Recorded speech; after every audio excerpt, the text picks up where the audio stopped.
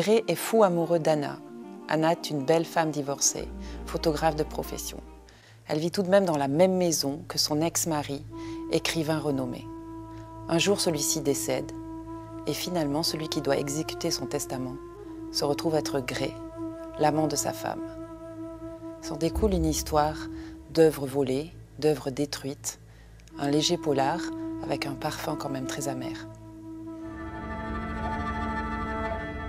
Gray ne vit Anna qu'une fois après la mort de John. Elle l'étreignit comme un ami de longue date. Complice, il enfouit le visage dans son cou. Ils parlèrent peu, d'arrangements pratiques. La distance entre eux était cette fois la bonne. Enfin stabilisée, enfin libérée de ses oscillations sauvages, entre trop de présence et pas assez. Il dit qu'il souhaitait voir une dernière fois le sous-sol. Elle répondit bien sûr. Il ne s'étonna pas de l'absence des effets personnels de John, de leur évaporation quasi instantanée, comme si le décor avait disparu avec lui. « J'ai tout jeté, dit-elle. J'ai même hésité à lui élever un bûcher funéraire avec ses livres.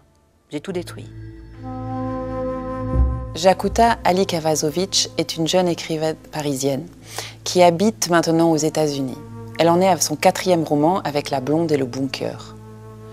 Dans ce livre, on voit son obsession pour l'image, les œuvres d'art, mais aussi sa passion pour l'écriture, car ça demeure une œuvre très bien construite, un peu comme un cliché photo.